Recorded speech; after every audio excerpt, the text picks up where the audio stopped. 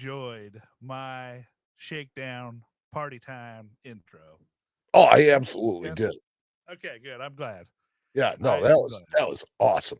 Hi, everybody. Thank you so much for joining us tonight for our Welcome to our hangout. Coin Show Hangout, where we have a group Matt of is really guests. quiet. We've been working on this for 10 minutes, so I Yeah, may have to just talk louder. yeah. Matt has been quiet in my ears all night, so but the rest of our crowd will not be. Um, so welcome everybody. Welcome to all the people joining us in the chat. And I want to welcome our guests because we have special guests tonight. So joining us from Live Coin Q&A, we have the Blue Ridge Silver Hound himself, Sean. Yeah, that's me. Yeah, that's Sean. Sean the Blue Ridge Silver Hound. Also, one of his cohorts, Coins and Ghouls. So his name is Adam. Oh, love the tropical island. Yeah, I'm at the Caribbean. You didn't know? And last but certainly not least, a star of stage, film, and screen. He is my work wife, Russ Bega. The millennial. I'm a little upset that I had to be your work wife, but here we go.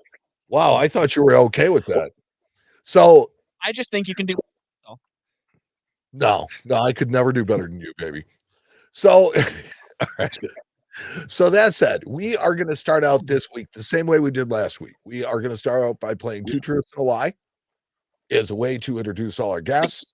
So I generally like springing this on them at the last minute. That's usually the best way to do it. So since I haven't prepared either, I guess I'll go first because it'll give you guys a couple of minutes to figure this one out. So Two Truths and a Lie.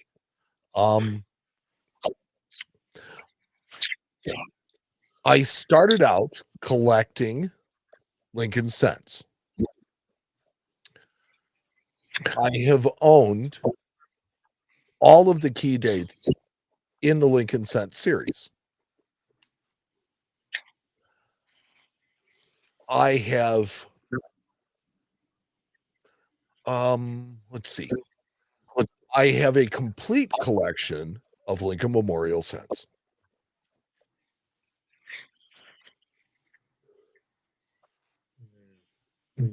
Nothing. No, Matt's dead. Yeah, he's dead now. You're dead to me, brother. Okay, so we can let's see. Should we go around and make everybody give theirs?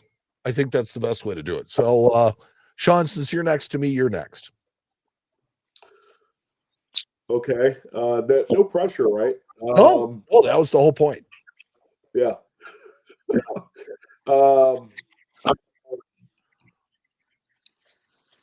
The first coin that got me into collecting was in 1855 large set. I do not like collecting Jefferson nickels. And the third thing is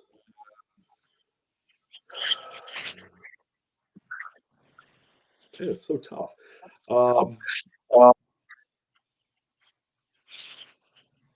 I love collecting old coin albums. Okay. Russ? Me. Okay. Let's see. I once worked for Heritage Auction Galleries. Let's see. I started the first coin I truly started collecting was Mercury dimes, and I have a soft spot for Morgan silver dollars. Adam? Okay. I got started in the hobby metal detecting in my front yard. I have a entire collection of Franklin Bugs Bunnies. And I let's see here. I have several. I guess I should say this: the coin that I'm best at grading is Lincoln cents. Okay, so for me, you had my very first collection was Lincoln Cents. I've owned all the key dates in the series, and I have a complete set of Lincoln Memorial Cents. Sean, yours were what were your three? The first coin that got me into collecting was an 1855 large set. I do not like collecting Jefferson nickels. And my third point is I love collecting old coin albums. Russ, you worked at Heritage Auctions. What was the other two? I first started collecting with Mercury Dimes, and I have a very soft spot for Morgan Silver Dollars. That's right. And Adam, you started meta collecting in your front yard. Yep. I can't remember. I'm best at grading Lincoln cents, and I have an entire collection of Franklin Bugs Bunnies. Okay. So the chat has been on this, and they've made their guesses. Somebody outed me because the fact of the matter is that I have not owned all the key dates, and it's been kind of a thing with our listeners. They know that I've never owned an SVDB ever. I wish I could. I just never. Sean, let's see. So the chat says about Sean that let's see, you don't like nickels. That's the false part, I think. That's why. No, it was not that. The coin that first got me into collecting was not an 1855 large set. It was an 1851. I actually found one back in, it was right after my grandpa had passed away. We were cleaning out their house, and she was going into a nursing home. And she had a soap dish in one of her bathrooms. And this was in Delaware. And there was an 1851 large set that we had found in there. My dad gave it to me, and that kind of got me into collecting. Nickels, unfortunately, it's not one of my favorites. It hasn't always been, so. I know somebody else that doesn't like nickels. Russ, would you like to share? He's in the chat. Paula hates nickels. I have a very well-known loathing for Morgan Silver Dollars. So yeah. He is a huge fan of seated coinage. Whoa, Matt, Cool. can you hear me? Yeah. Okay. Yes, I can. We got to figure it out, I think. So we were just about to hear what Adam's fly was. Okay. Well, I just wanted to get out of doing this thing, so I pretended like my mic wasn't working. I kind of figured that, but we're gonna get you. I'm just kidding. Go ahead, Adam. What was your lie? I do not have all the Franklin Bugs Bunny varieties yet. Okay, so I thought you did, man. I didn't. I was unaware that there was more than two.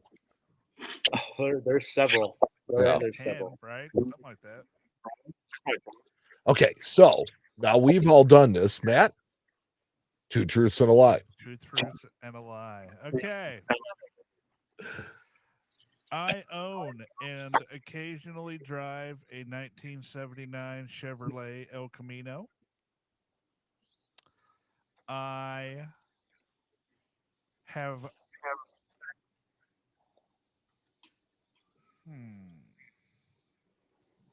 Lie is always the hard one.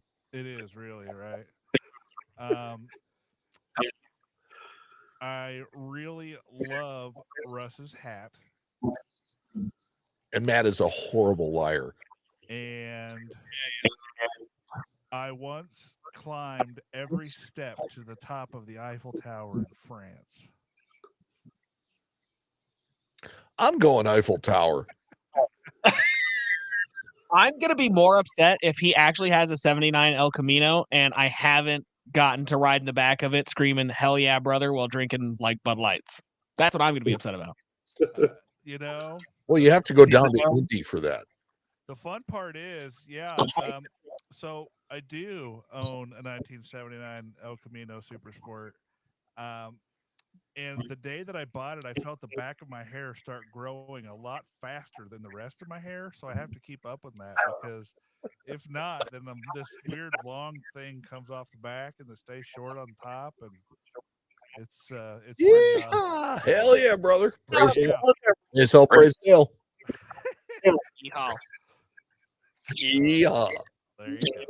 So I want to invite everybody here. So was I correct, Matt? Yeah. Oh yeah. No, I've never Okay. been parents Yeah. in my life. Yeah, pro climbing. Man, I'm a fat guy. I'm not climbing 10 steps, let alone the Eiffel Tower. Come on, are you guys kidding me? Dude, I've seen you roll down hills. It's true. So this is getting to be a habit. We really like having guests on and getting a chance to talk and answering questions from the chat and stuff like that. Mhm. I would invite anybody who has a beverage to if you want to sit and chill with us and take a couple of sips. Yeah, okay, not water, man. No. Then you're welcome to do so. I can imagine that that I mean, it's a nice cocktail hour. So, Looking for John and Adam, why don't you tell our listeners a little bit about what you guys do on Live Coin Q&A?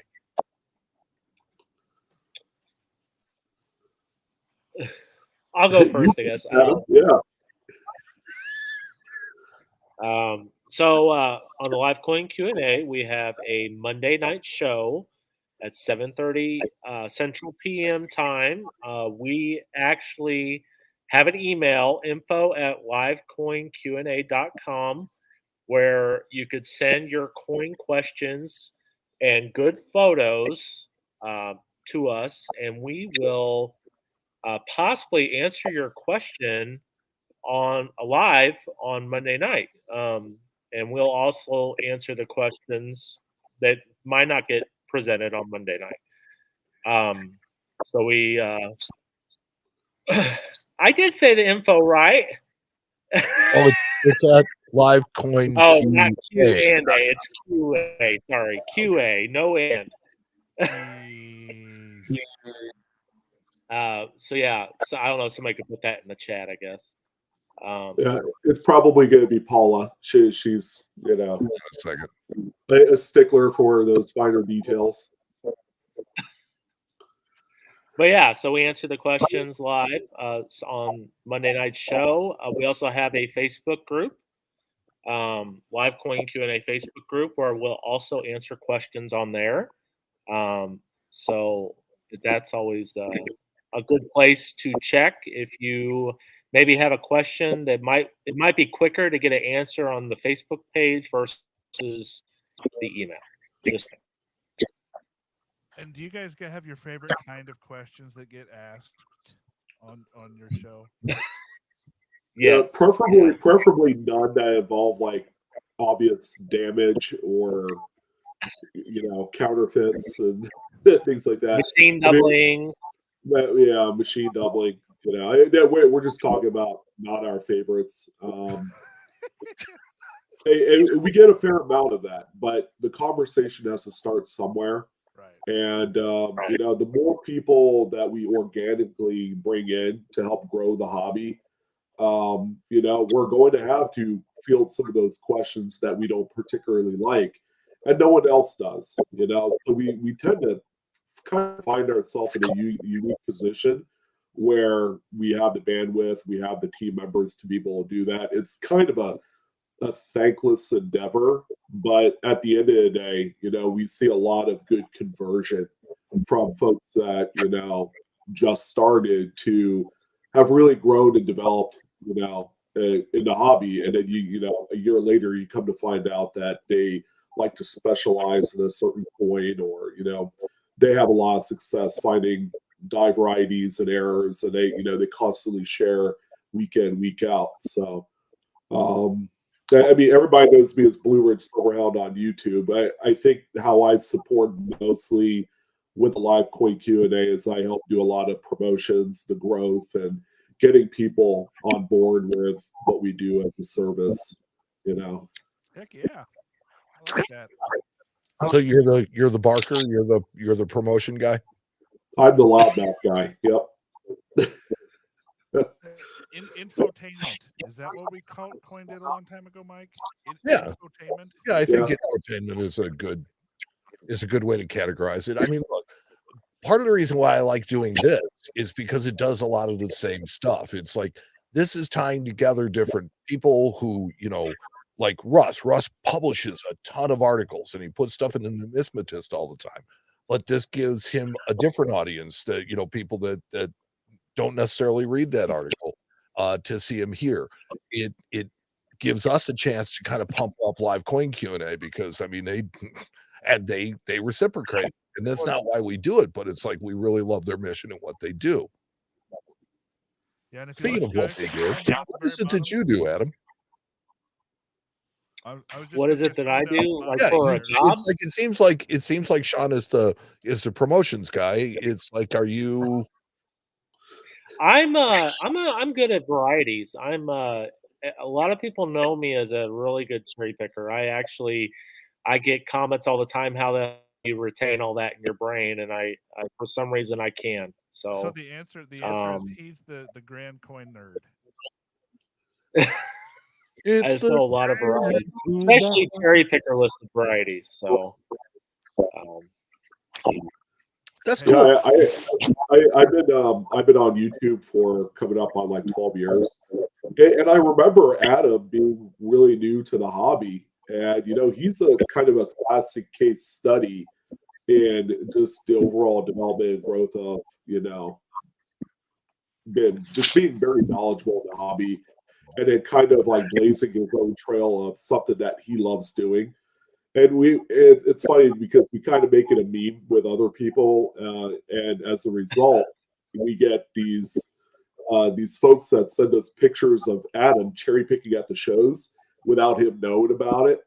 So that's actually really cool. Waldo. Where's Waldo? Where's Adam?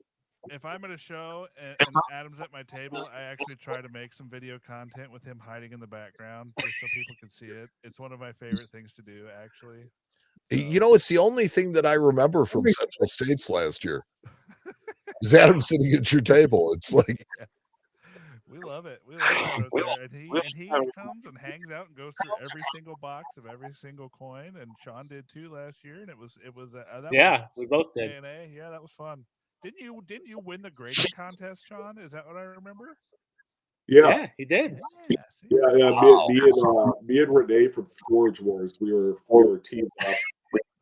So he was more of like the rah rah rah, let's go, and I was like, okay, let's get to work here on this. Sean definitely had the knowledge. He was leaning very heavily on my opinion, and I did the best I could. It worked out. So. There you go. Well, I did much better than Couch. So I have to applaud what you guys do. Like I said, I really like the mission that you guys take, and I think that for the group that you have, there's what, 6 of you, core. With Paul and Shane. Well, we got more than I think. We've got 7, or we got some extras that don't usually come on the show. We still have like Chris Rhodes and Jeffrey Eric, Shimar. We don't. Jeffrey's more the dealer, so he's a dealer on the side. Yeah. But the point I was getting at is that you have a pretty diverse cast, and everybody does have a different thing that they bring to the party, and you do a good job of being able to incorporate everybody into it. That's the hard part. It's like me and Matt tried doing a 3-man show and it didn't work quite so well, because it was hard figuring out where that third person fits in, but you guys just make it happen like, nothing's going on, and it's really great. Russ, would you like to tell Matt about your latest article? Yeah, tell me. Sure. I've been working on my mic here on the side, trying to get it to work a little better. And you've been succeeding. Okay, good. Yeah. So, I mean, long story short, basically, we also have a merry band of weirdos that help us produce the Coin Show podcast or the Coin Show podcast. I almost said the Coin Shop podcast. Let's not plug that. The Coin Show podcast. And one of our merry band of thieves ended up sending into our group chat a pretty interesting picture and some documentation about a particular quarter, 1934 quarter. And so basically we got our hands on it, and me and Mike kind of went to work on it. It has a really interesting story. Essentially, the documents that came with it pegged it as a coin that appeared sometime in the 80s in quantity, like 16 rolls worth.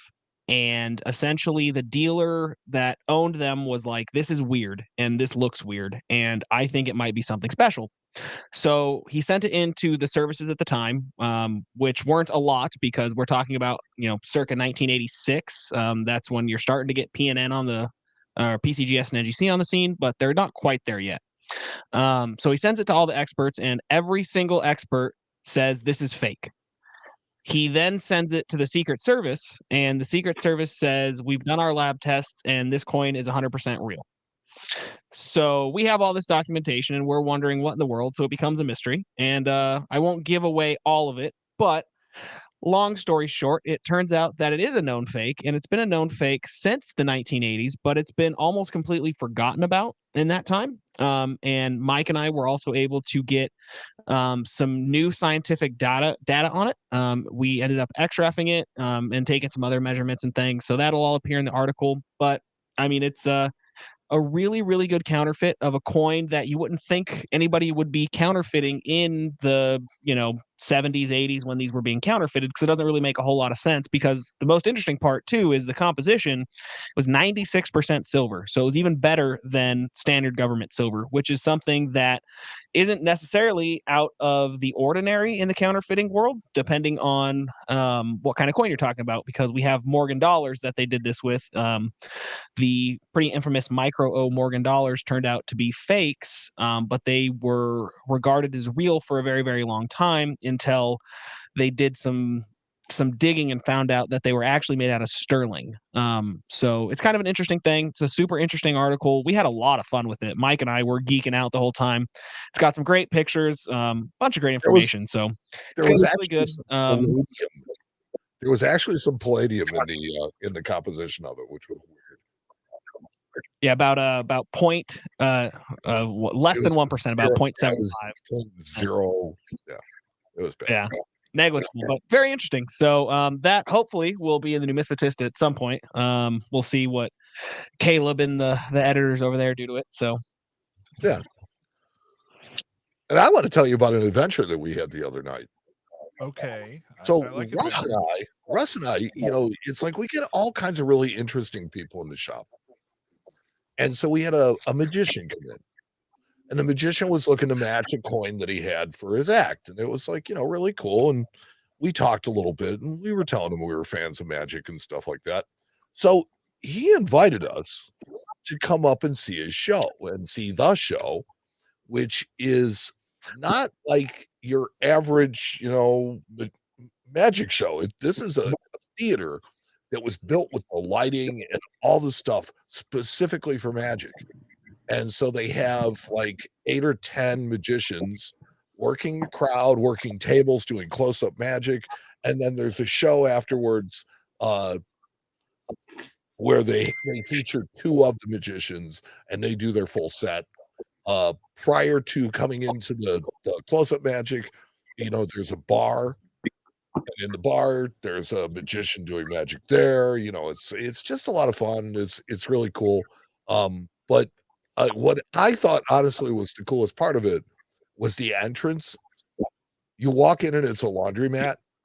So you see just, these dryers, and they're just tumbling clothes and tumbling. And Russ is like, hey, Mike, look. And you look down and there's a doorknob and it says pull. And so you pull on it and the wall opens up and you walk into this club. So yeah, it was a really great time.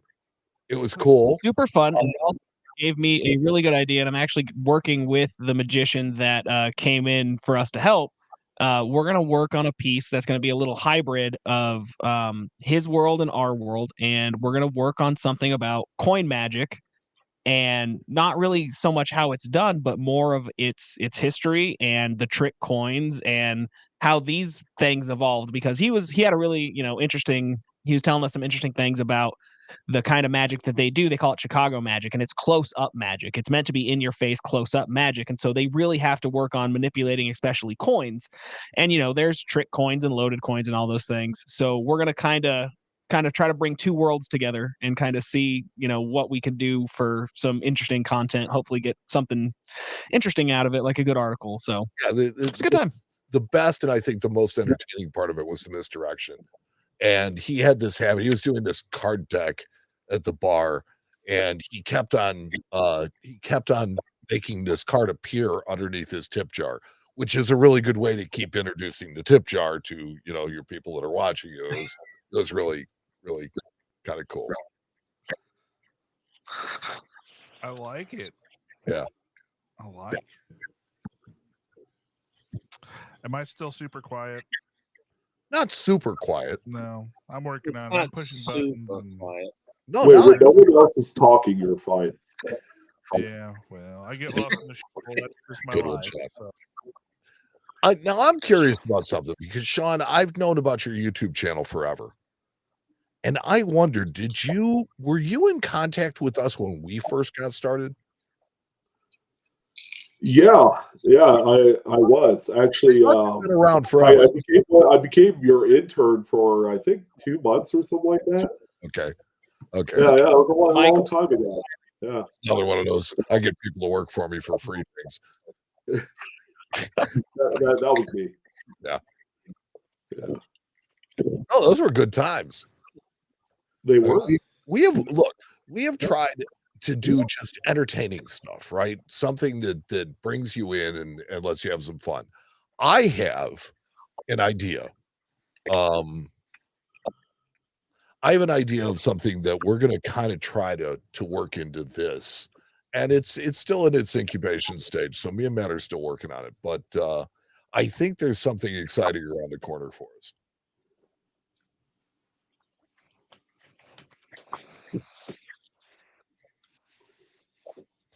All right, I don't quite know how to handle this because we don't have these, but Shannon Smith super chatted us. So this is something that I noticed, and bless you, Shannon. He's fantastic. So I one of the things that I notice is your guys' supporters show up en masse every week. And it's like they super chat the heck out of your show, which is really cool. Why is it that you think people decided to do that? That's a I great just question. think they want to be able to support the hobby. They support us. They like that we give the information. We help them out, and I think they really appreciate it. Especially Stephen Parkhurst, Silver Stacker in Training, one of our biggest contributors. So he's helps out a lot. Shannon said, "Whoop, Mike is horrific." Okay, that's I think of that. So we had a question in the. Go ahead, Matt. I'm sorry. Dennis. He's all mute. Yeah, he's not mute. He lost his voice again. Here, hold on a second. Now talk, Matt. No, he's not on mute. Oh, interesting. There's a interesting question in the chat. Hey guys, I just happened to jump in here and I went and grabbed coins I saved over the last 30 years. I have a 1936 Long Island. I'm not going to attempt to say the word because I'm going to trip over it. So it's a 36 Long Island. Any story behind why it was made? Yes. So fun fact, the classic commemorative series at this point in time was a lot of Congress shenanigans. And they were creating commemorative. Yes, Congress critters were creating things for just about everything, and pretty much any event they could tie to anything, they were pretty much trying to make a coin out of. It turned into actually a pretty big scandal for a few of these things, like the Cincinnati commemorative and a few others. Texas was kind of one. But basically, these special interest groups would do, they would find a local event or a statewide event, and they would essentially get legislation passed. They would end up, having a friend or maybe a bank that they were connected with end up being the ones in charge of actually selling these coins, and then they would pocket the profits most of the time. So it was actually a program that had a lot of corruption in it, and that's why it actually ended in the 50s, and why we didn't see it again until the 80s. So that's kind of it. Nothing, Matt? Okay. So let's see. Here was one from way back. Jonathan Michael asked, what is an SVDB? So, I mean, look, nothing is too basic to ask. It really isn't. So in 1909, they made their cents at both the Philadelphia Mint and the San Francisco Mint. So that is the S part. And VDB are the designer's initials for Victor David Brenner. He originally put them at 6 o'clock on the reverse on the coin. There was objections to it, so they were removed.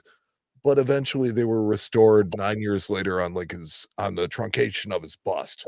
So it's actually a really handy marker for 14Ds.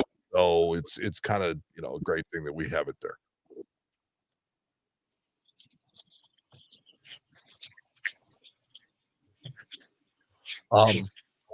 Let's see. What coin did Adam find metal detecting in his front yard?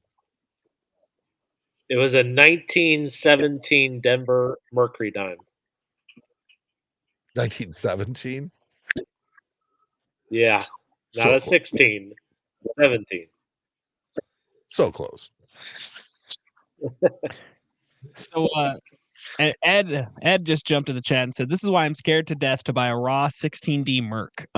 Totally understand why you would be scared to buy a raw 16D Merc, but surprisingly enough, the 16D Merc and the 09 SVDB are actually two of the easiest coins to authenticate. They're pretty easy to authenticate, because what's great is they have such a low mintage.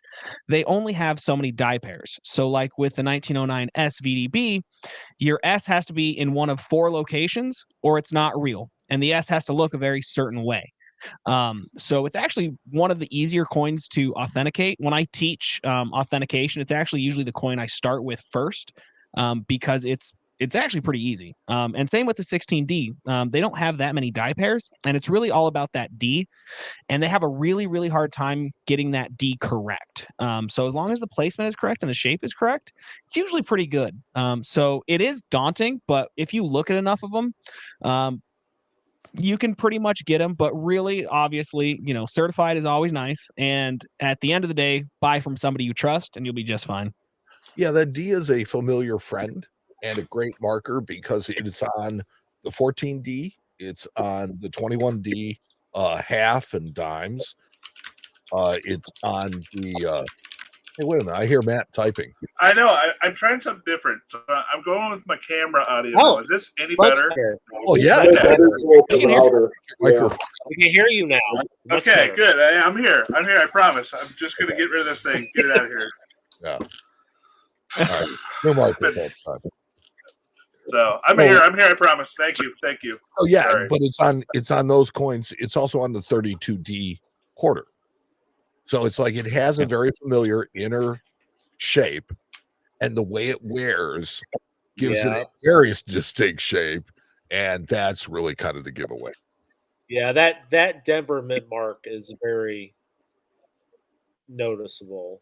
Yeah, they have a really hard time getting it right. Yeah. And even on lower graded examples of Mercury, which I think is a huge pain point for a lot of people because they really want it to be a D, but you can totally tell it's an S. Yes. The reverse rims on Mercury dimes, however they're made, they just wear down so much more quicker than the obverse rims. So that's why they kind of they mold into the mint mark after so long, and they trick you. But you see enough of them, you could discern one from. It's always that little serif. You always get that half of a serif at the top on the S mark, mint marks every time. Yeah, and that's a really good point. that's why like at the shop, whenever especially Mike and I are the worst at this, and we do it all the time, and people get really annoyed at us because they don't know why we are the way we are. But if we see something like that, or like we have any question for it, usually one of us just walks to the other's desks and just drops the coin on their on their desk and is like, all right, tell me what you see. And so we'll sit there and we'll do it because we, even us as professionals, we are super not immune to sometimes seeing what you want to see. And that's why it's, you've got to have an unbiased opinion. So it's, hey, check this thing out. What do you think of it, without telling them anything? And there's a lot to be said for having a coin buddy. I have coin buddies at the office that it's like, I'll walk a coin over to them and I'll be like, what do you grade this? And just see what they say. And that's always fun. That's always, I did that a couple times today, actually. So, and that makes sense because if you're at NGC or PCGS, you don't have just one guy grading it. You have other people auditing the grades as well. So There's 3. There's always a few people involved. This is a really interesting question in the chat that I think would actually be really fun. What is the best variety everyone has found on the panel? That is a good question. Woo. Let's start with the big That's guy. a tough one for me. Like I found a lot. Funny thing is, you're first. Okay. Okay. So. Okay. This is I'm gonna have 2. Okay. So I did find a 1942 Lincoln Wheat Cent in a red box or whatever. Was it mine? And no, Okay. at a dealer's table. You tell me, right? Like, we're friends. You tell me, right? Tell you later. Okay. No, that's fine. It was I don't a care. dealer's table at Central States. I bought it for like $2, and it was the FS 103. And I ended up getting it graded. I think it graded a 64 red, 65 red. I can't remember. And I sold it to Brian Allen for $12. And I still have never found another 42 double I yet since. I mean, they're so tough. And then my other one I found was cherry picking off eBay. I found a 44D FS 507 unattributed in an NGC MS67 red slab. I had it crossed over to PCGS and then had the attribution put on the label, and now it's the top pop at PCGS. It's probably a very pricey variety because there's none in a 66 plus. There's only 66s and then my 61, 67. So that's it. Nice. What about you, Sean? Well, I've been roll hunting for many years, since 2001. I worked in a casino, and you get to see a lot of things. There was someone at one point that cashed in about $1,100 face in old Morgan dollars. Russ's favorite. So you find things like that. But I have the habit of just seeing, going through a lot of coins, and I cracked earlier about not liking Jefferson nickels, and but what I do love is going through Buffalo nickels because I've seen them, and they used to be kind of like the down and dirty. If you had 50 cents, and you were living in 1999 or 2000, you could have gotten a number. And I personally found, because everybody knows about the 3-legged buffalo and 37D, but not a lot of people know that there's a 36D 3.5 leg. So I found a few of those. I've had great luck of finding a 18/7D buffalo. It ended up reading like VF25. There was just about enough of a date on there that you can tell what it is. So I ended up sending that one to PCGS, and to this day, I would say that's probably my biggest find. That was right around 2002. That was back when kind of cherry picking wasn't as as progressive as it is today. You know, at shops, shows, scene, all that stuff. So, kind of hard. Spelled Sean wrong. Who? Paula wants you to talk about your 2021. Paula spelled my name wrong, and then she said, "Oh, I spelled it wrong." That's hard. So I was like, oh, okay. I'm like, what are you talking about? So I'd like to say that that's kind of like my my one good cherry pick that I hang my hat on. Did you see what Paula said about your 2021 box? She wants you to talk about it.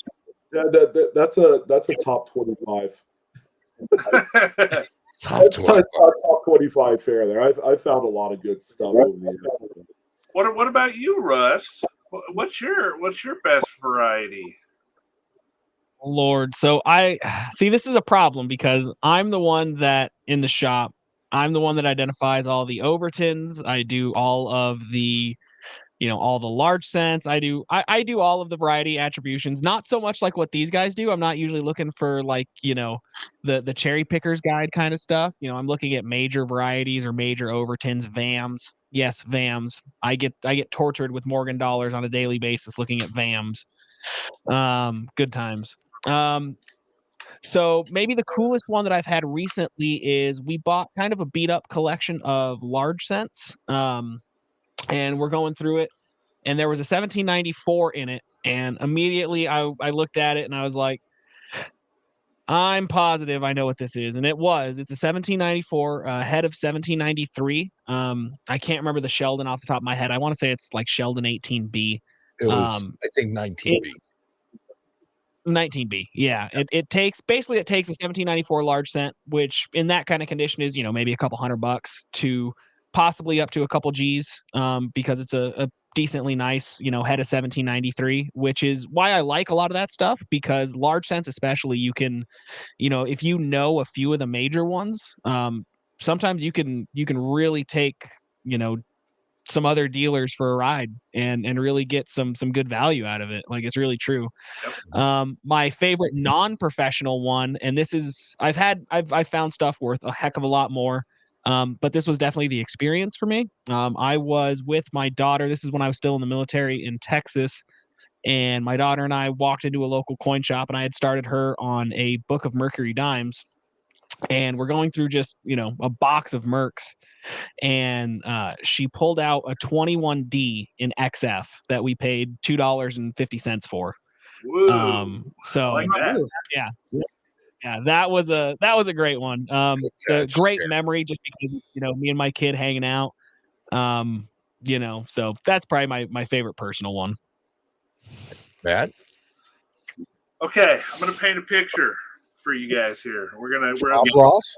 It's story time. So picture Matt in his natural habitat. With the happy trees. Little coin show in the middle of nowhere with like 15 tables. Okay. Matt's walking around this coin show, and his eyes are glancing across the beautiful coins that are on display from the dealers. And all of a sudden, his eyes settle on one of those 1878 5 coin sets. You know what I'm talking about? The Morgan dollar 5 coin sets. It has the CC, the S, the 8/7. And I get to looking at said set, and I see that the 8/7 tail feathers is not the strong variety. So I start to look a little harder, and I bought this entire set. I paid $900 for the set. It was 5 coins. And in my further research, I discovered that the 1878 was the VAM 44, which is called the King of VAMs. And that particular coin was mint state. We walked it through at a Central State show where it graded MS63. And then we walked to the other side of the room and sold it for $24,000. Holy smokes. And that coin, I actually have it pulled up here, is one of the plate coins on PCGS. If you go look up the VAM 44, it's one of the finest 2 known. There's 2 MS63s, one of which is the one that I pulled out of that little set. So that was by far my best one. See, and I thought you were going to go for that $5 broken national note. found some really cool stuff over the You years. have found some really cool stuff. I've bought. I had a Martha Washington pattern walk into my office in a sandwich bag. I've bought unknown national notes basically that have never been seen before. I've bought that stuff, but that's all like just cool stuff that comes in. But as far as picking, that was my best. I thought you auction picked that national. That was. Oh, and I've auction picked several things. We bought Yes. a really rare military payment certificate that sold for $10,000. We bought it at a farmer auction for $600. I mean, just crazy stuff. It's all about knowledge, and that's why we like these guys, because knowledge is your weapon in this industry. If you have the knowledge, you can go out there and wield it to your advantage as much, as little or as much as you'd like. So, yeah, they can't take that away. That's right. Can we transition to an interesting topic that we just got as a question? Okay. And I want to hear some opinions about it. We got to hear Mike real quick, because Mike's not a big picker, but I want to hear what his best pick was. All right, so something Canadian. Wow, Russ, jerk. So Fine. I'm gonna go the way Russ went with the non-professional pick of my lifetime was a 1908 S $2.50 Indian that I identified at an auction. Nobody saw the S Mint mark on it, not even the consignor. That's the best. And I called Matt and I'm like, does this look right to you? And he goes, yeah, no, it looks like an S. And I'm like, okay. And a guy bid it up a little bit, but I still got it for just slightly over melt, and we ended up turning that into a couple of bucks. But professionally, Russ was there for both of them, and he knows the process of this. There's usually something obscene that comes out of my mouth, and then I go walking over him to show him. So I found a 3-leg, a 37D3 leg in a bag of Buffalo nickels that I was told to look through by my CFO, when he never, ever tells us to look through that stuff. He's like, you make too much money. You don't have time to do that. We'll have somebody else do it. The other one that I found was, I thought, a little bit better, was a 42/1D Mercury dime. And I found it in a bag of Mercs, and it was like just there. And I'm like, I'm on 17 of those. I'm on a little bit of a drought, but yeah, I found 17 of them suckers. 17 of them. Oh, yeah. The Denver Overmids are a little bit more cherry pickable than the Philly ones. Well, yes, they didn't discover that was a thing for quite a while after, so they all went into circulation. So if you find an old collection that has a bunch of old dimes in it, it's worth it to go through. Yeah. The last one I found ended up grading AU53, so they're out there. All right, so go ahead, Matt. Now you can do your transition. Okay, here's this transition. All right, so there was an interesting question in here from Jeremy. Okay. Is it worth it to get my 2021 D Morgans graded? Okay. This is why I think this is an interesting question, because most modern mint products. So if you guys don't know my opinion on modern mint products, I have no problem with people that collect them. Like, it's coin collecting. It's your hobby. It's your collection. You should collect what makes you happy and what you like. But unfortunately, a lot of the modern mint products, they get graded.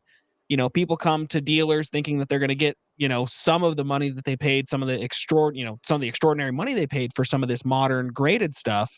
And we can't pay it. And it's kind of a shock to people. And yet this is the exception, that it turns out that these are actually real coins now.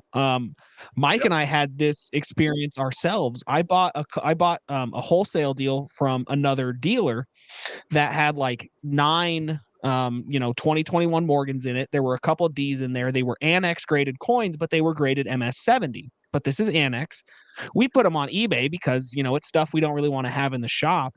And one of them went for $900, a 2021 D in MS70. And 2021 Ds in MS70 from any of the major services are stupid money right now. I'm telling you, when we first got these, we noticed that they right off the bat. I noticed they were garbage, and I remember talking about them on the show that was going to be a sleeper, and lo and behold, there it is. And you were 100% right. I mean, you crushed that, and I never would have thought so. Normally, Jeremy, I would say no, it's not really worth it to get that stuff graded because you can just find them yourself. You can just pay the little bit of extra money to get them from eBay or from wherever. But yeah, 2021 Ds right now, you get a 70, you got some money on your hands. So yep, that's what makes the set. Like the sets are trading like $1,800 right now, and most of that is the 2021 D. It's crazy. We thought it was going to be the CC Privy Bark, and it ends up being the 21D. So it usually is where you least expect it. And Modern Mint products are sincerely where we would least expect it. I did see another one that I don't want to stir the boat too much, but our favoritist expert. Okay, I was our favoritist expert, Jack Smith. Okay. No, I said Jack Young, not young, not young Jack. Yeah, not young Jack. Our favoritist expert, Jack Young. I'm trying to find the question back here. He was wondering and impressions of CAC grading from the group. I haven't graded anything to listen to that. See, that's the pot stirrer right there. That's the one. Oh, you have no idea. I will tell you this, okay? Because I have, I think, probably the least litigious, the one that can be least found liable. I like CAC grading, and I don't care if they're tougher on coins than PCGS and NGC. I think there's a place in the market for coins that are accurately graded, period. I know that they have claimed that the standards did not change from when they stickered them to when they slabbed them, and I believe that. So if that is the case, time will bear that out. I am happy to be able to sell a CACG graded coin because, and I recently sold a really, really nice large set, an 1819 large set, and they graded it as brown. I think the coin must have come out of a red-brown holder. I really do, because there's lots of red on it. But I was really happy with the grade, and I was able to sell the coin because the coin was exceptional. It really didn't have so much to do with the grade. So the one thing that I have to say negatively, though, is there was something that I saw the other day when we were at the Magic Show, Russ. It absolutely destroyed me. What was that? Yeah. So there was a promotion. Yeah, there was a promotional image for a CAC-G slabbed Silver Eagle, which is a little offensive to me originally. But they have now gone to the gimmickiest things that they could possibly copy from the rest of the services. So it was a special label. It was a quote unquote first release coin, and it had a signature on it. And I looked at it and I just put my head in my hands, and I was just like, okay, we're gonna do this again. So I was about ready to because I thought that was the one place they weren't gonna go. Well, yeah. I have some other experiences, and I'm not going to poo-poo on that one way or the other, because marketing is marketing. Every company has to market to make money. I mean, but whatever. It is what it is. But I think they ceded the moral high ground. That was all I was pretty much saying. Maybe. Time will tell. I like CAC-G. I really, really do. Yeah. I like looking at CAC-G coins and going and agreeing with grades. It's nice. I haven't done it in a hot minute.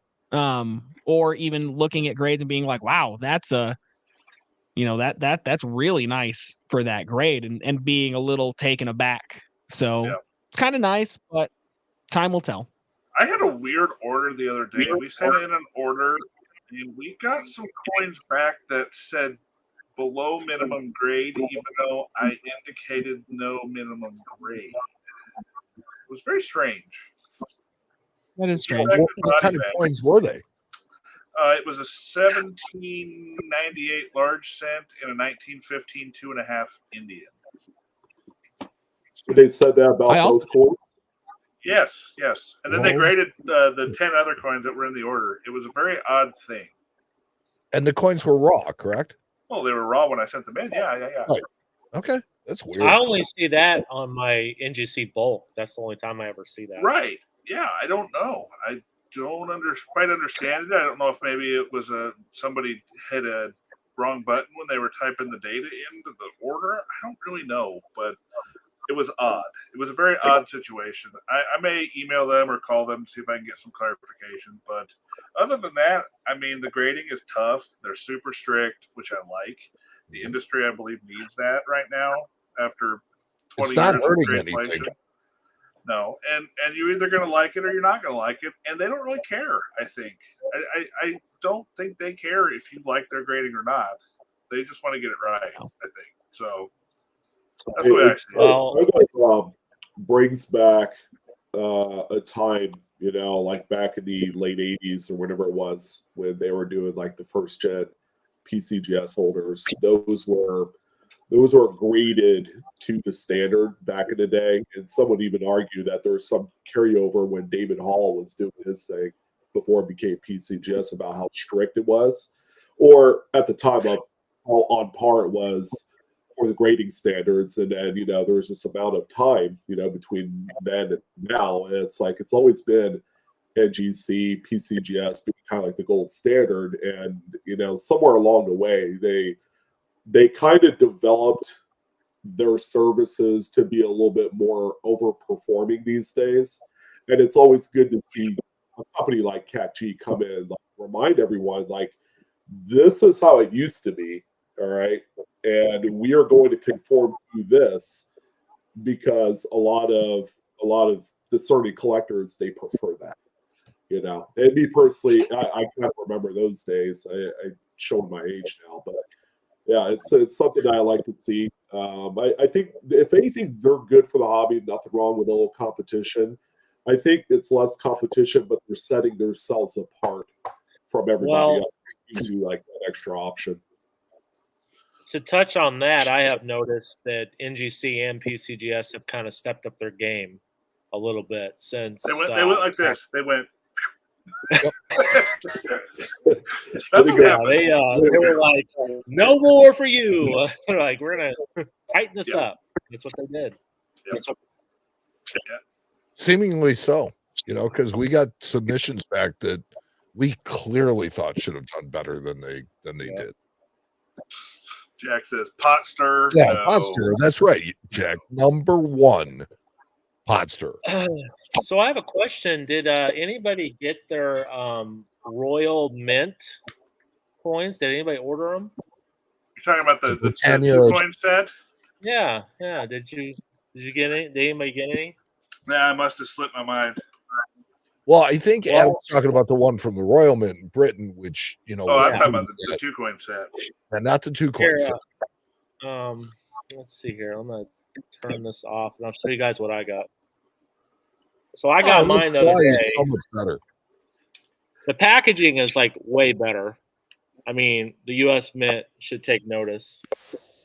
Right. I mean, the coin is, it's a beautiful coin. Of course, I don't think that design is very attractive, but King Big Ear to the rescue. But this was what I liked about it. Oh yeah. Certificate number 4. Is it signed by the king? 4 out of what, 12,500 or whatever that was made? Yeah, it's signed by the chief executive, I guess is what it says. But here's the thing. So that is what a first strike coin should be. Yeah. The first 100 should have been signed by the king and stamped with a royal seal, and that would be. Or maybe just an ear print. An ear print? There's not a barcode on that certificate for his ear. Oh boy, we're terrible people. I'm a horrible human being. I'm sorry. That's okay. We like you just the way you are, man. Lord, I apologize. Lord, I apologize. Man, big Let's see. I'm gonna pull up a question here. Here's one. Does anyone know when the U.S. Mint shut down its melting and refining division? They used to melt, roll, and punch their own coining metal. That's a great question. I don't know when they shut it down. I don't know. I would imagine if it was going to be, I don't even know. Maybe the 60s. Maybe they stopped doing. So I think when they stopped doing silver coinage. Well, it's possible, but I have at my office, I have a jar, right? And this jar is full of zinc blank planchets, right? And it says the first zinc planchets made by whatever company it was.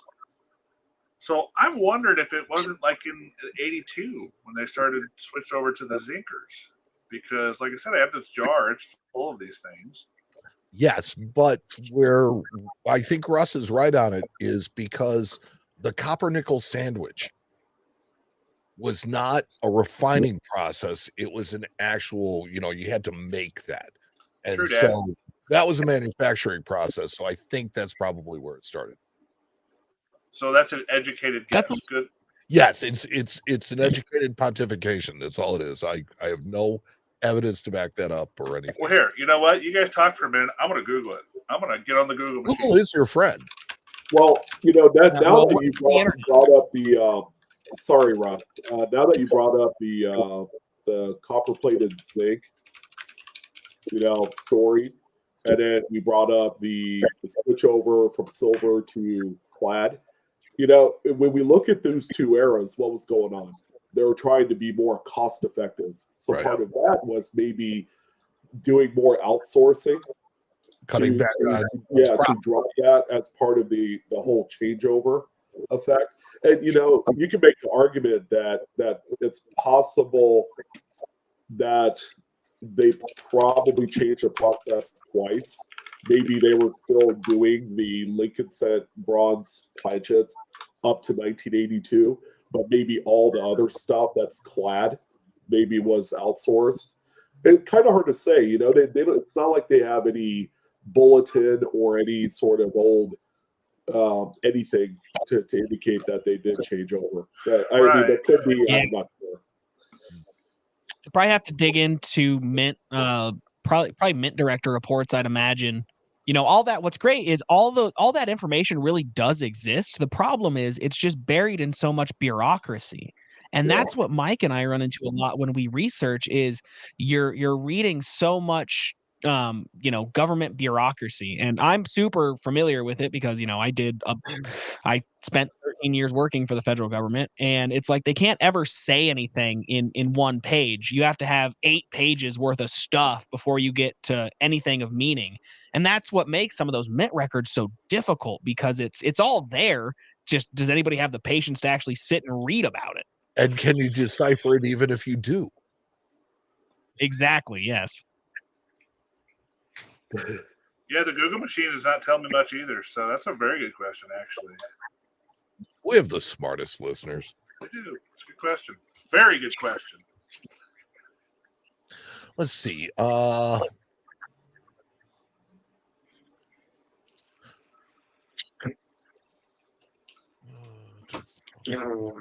There's an interesting one here. Here's let me. I'm gonna hit this one real quick because I saw this.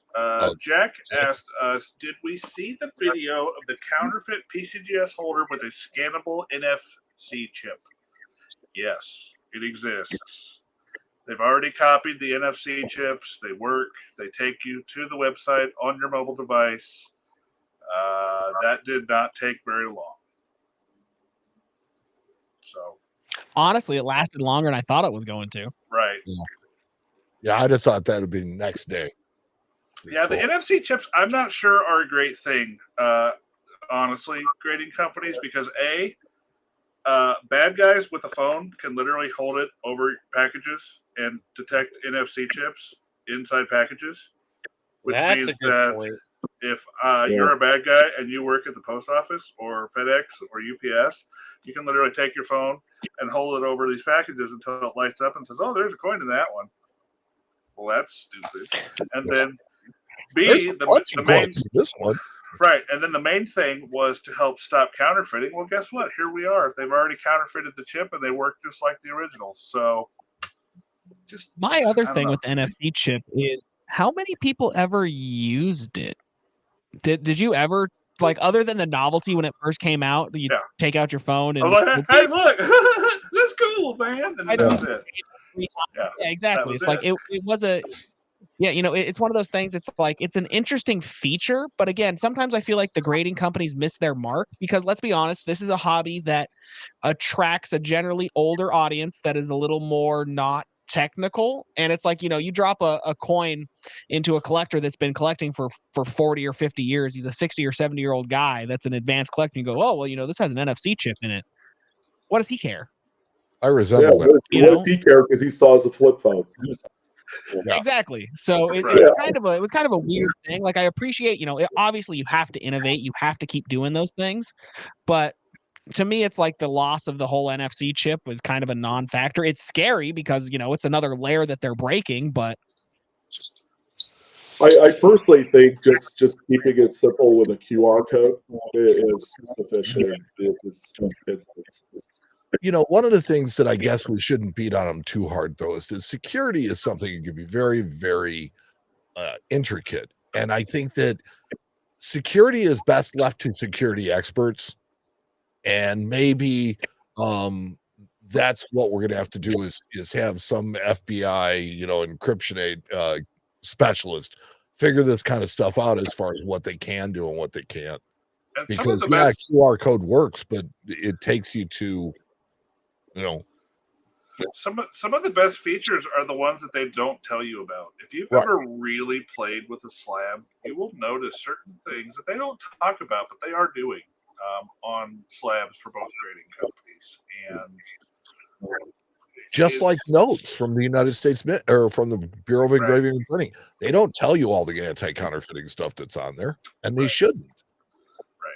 So that they have ways to tell. I'm sure. I know. I mean, obviously they can tell, but the average collector has to kind of figure it out for themselves. And sometimes it's really simple. Like, for example, Rand McNally, one of the biggest map makers in the world, right?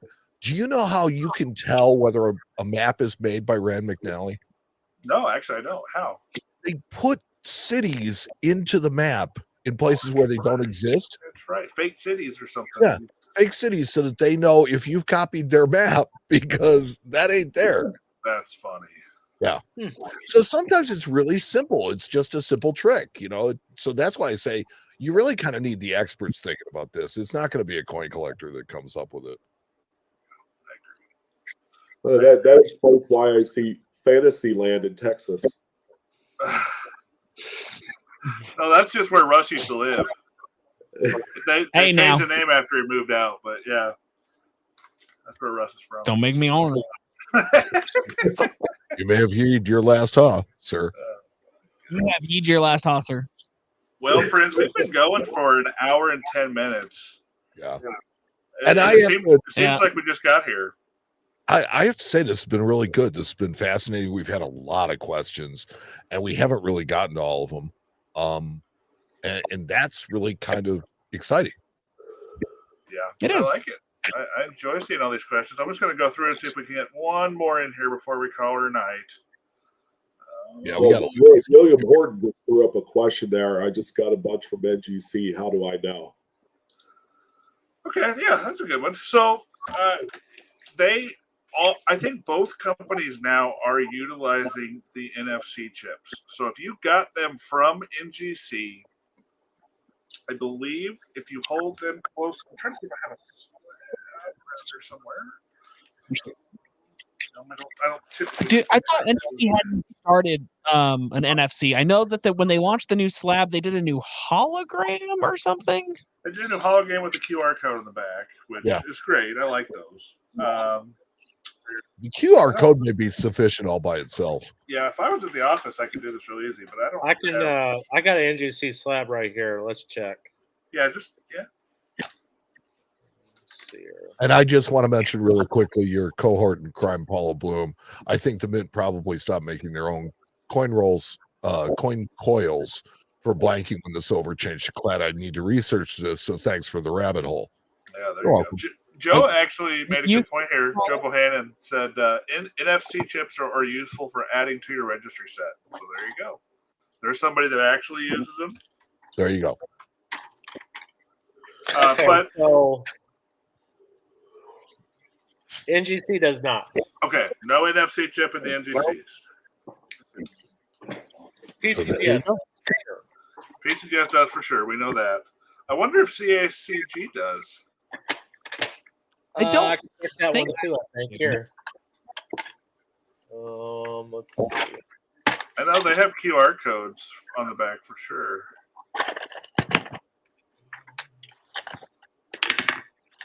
I have a CAC rated coin. All I have is a sample somewhere on the desk of shame. This desk of shame, part 2, electric boogaloo, the one at my house, Yeah. not the one at my The office. Office of There's a Shame. royalty for that. Matt's shameful office 2 here. Yes. Well, it's not picking up one on the CAC rated coin. Okay. It might just be PCGS.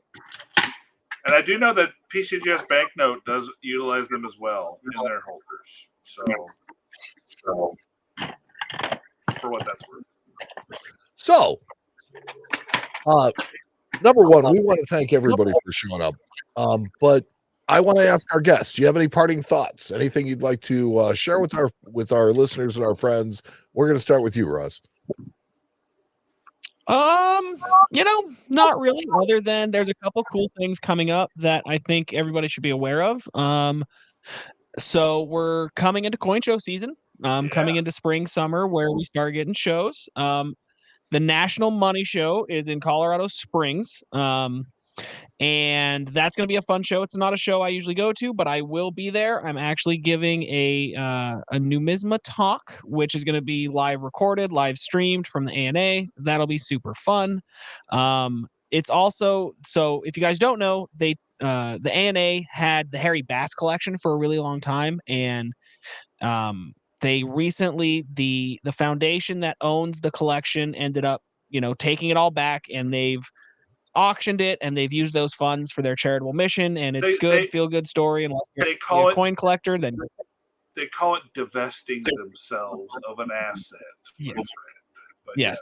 And it's sad for us, but it does mean we get a new exhibit, and they are doing a new gallery opening that if you're going to be there, you should definitely go check out. I shall be there. Doug Mudd is the curator. He's a personal friend, and he's a great all-around dude, and he puts together some really, really interesting stuff, and they're going to have some real rare stuff there, which will be fun. And then Central States is coming up at in early May, and then we're gonna have the ANA, and those are both here near Chicago. So you might get a chance to have a Matt and Mike sighting for sure. And a Paula, cherry for picker, sure. That's what we should cherry do. picker sighting. We should just have one night where we all get together and have a hangout, and all of our people can come and hang out with us together. Coins and cocktails. Coins and cocktails. Well, I know Sean and I will be at Colorado. Okay. Cool. I'm going to be at Central States, and then we're both going to be Mostly at at Matt's Tulsa. table. So that's another show that you guys didn't think about, Tulsa. Tulsa, yeah. The YouTube show. YouTuber kind of get together. Yeah, for the first time, the U.S. Mid will be there, and CAC-G will be there as well. And they'll be accepting submissions at that show, and you get a special label with Tulsa on your coin. Ooh. So, I like it. All right. So, final thoughts, Adam. You caught me off guard here. It's just chilling in Hawaii. I know. I like doing that to people. I would say, just. You want to plug your show? Don't forget to drink your Ovaltine, right? Yeah, I guess if you have any coin questions, reach out to info@ovaltine.com. livecoinqa.com. It's down On there the at the bottom. crawl on the bottom. And we answer those questions Monday nights at 7:30 Central Time. Get out there and get to the bank and pick you up some coins and start going through them and get started. That's how you get started in the hobby. That's how I got started. And They did a live coin roll hunt the other night. they Ooh, that sounds did. Yeah, fun. that was pretty cool. That was Paula and cool. Amanda did one. Okay, so I can say it here because it's a little bit more private. I was actually playing a drinking game during that. What, the show tonight? Every time Amanda talked, I took a drink. And I was stone sober at the end. It was really bad. I mean, it is You know what? You know what? She's smart. I She's met really her smart. in Nashville, and she is so shy. And she would stand next to me, and I tower over her. She is not tall at all. She is like very short. I felt guilty about it, but I was sitting there watching it. And I'm like, man, this is a drinking game. This is great. I'm just gonna wait until Amanda talks, and I'm gonna take a drink. And it's like, and then they ended the thing, and I'm sitting there. I've still got half a beer left. I'm like, wait, what's going on? So I'm just teasing you, Amanda. I really like you a lot. Yes. So. Yeah, I'm not going to tell her you said that. Oh, trust me, she's gonna find out. Yeah, she'll find out, and she'll find a way to talk more the next time you're there. Okay. So That's cool. you would have been plastered had you done it for Paula, right? Oh. We would be pumping his stomach right now. Yes. Yeah. Alcohol poisoning would have ensued. All right, Paula. Sean, what do you got? Well, first and foremost, we've been long overdue to have me on here. So, gentlemen, I Absolutely appreciate correct. Yeah. I appreciate appreciated. having Thank you be here, and I look forward to doing this in the future. It was a lot of fun, and I will take whatever time out of my day to come by and hang out. And it's great to connect with everybody again. It's fantastic. Absolutely, Sean. We're glad that we brought you back into the fold. Absolutely. Final words, Matt. Oh, pistachio, hot tamale. Matt's having a stroke, everybody. No, that's my words. My final words. I'm just words that are in my head. Oil change and Tanashtalan. Jambalaya is one of my favorite words. Tanashtalan. Yeah, there you go. Nostralad. No, Tanashtalan. It's an ancient ruined city in Mexico. Tonichilan. Whatever. Yeah, thank you, Russ. Thank Yeah, you. okay. That's why I couldn't understand it. Konnichiwa? What? I thought you said sorry. olive tapenade. I'm like, Yeah. I don't like that stuff. All jokes I aside, like tapenade. all jokes aside, thank you guys for joining us tonight. Thank you, everybody that's here, everybody that donated. You guys are awesome. That totally not required, but you guys are amazing. Thank you very much. And Russ, I love you. Mike, I love you. Sean, I love you. And Adam, I love you. So you guys are awesome. Thank you all for being here. And we love you, Matt. Oh, thanks. Thanks, friends. Ditto. And something else that we really love is Matt's taste in music. I try to bring some good music to the show. It is amazing. So next week is our normal Coin Show podcast show. And so we're going to have that with is it going to be our coolest thing or their coolest thing? It's our coolest thing. We have Our a long thing? overdue coolest thing coming in hot. So Yeah, we do. Yeah, we do. It's going to be a battle, an epic battle. Look, I tried last time. I brought the heavy artillery this time. Yeah, So I we'll see what know. I'm happens. gonna drop one of the heavies I've been sitting on. So Okay. All right. Well, that's good because 2024 is just another ass kicking for Mike. That's pretty much what's going on all year. so far, I mean, I can't help it. If you tune in next week, I promise you a guest that you probably wouldn't expect to see here, and that's all I'm going to say. A guest? Wait, I don't even know what's going on. Not next week on the show, but the next hangout that we do in 2 weeks. Got it. We've got a guest that is lined up right now, but somebody you wouldn't expect to see. Love it. Amanda? I'm just kidding. No, that would be somebody you wouldn't expect to hear. We're getting Johnny Manziel. Yeah, Johnny Football. Oh yeah, Johnny Manziel all night long. Or what's his face? Money Mayweather. Apparently, he Gordon Ramsay. Paper currency. Gordon Ramsay's going to come in here and tell me I'm an idiot sandwich. Can we do something just a little bit more off of the topic of coins? King Charles. There you go, Carl. Yeah, love it. Presenting All right, Mike. His Royal Majesty, King. Well, Mikhail, do you have any final words for the crew, the gang? Peace, love, and coins. Peace, love, and coins. I like it. Good night, everybody. Thanks So for long, hanging out everybody. and jam out to this song.